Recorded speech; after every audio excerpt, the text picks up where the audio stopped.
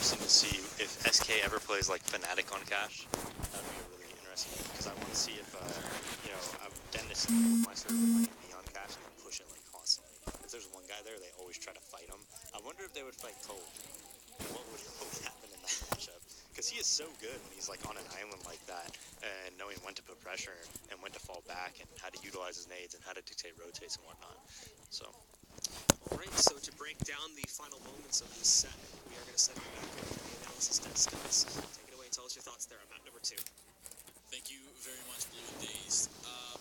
Right away, give me some impressions. Well, SK is a better team than Luminosity. So you got that, that bombshell right out the gate.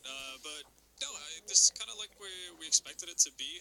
I think what Daze was saying during the broadcast, the fact that you can tell SK are not the most comfortable team on Cash is very true. But this is just a case of them being so much better, just at basic fundamental CS and just individually, that it carries them through. Right, I mean, there's obviously a skill gap between SK and Luminosity. Yeah. But then there's also, there's the argument to be made that, this team in SK is more talented. Yeah. And that's why they're just overpowering. They're overskilled. They're overskilling them.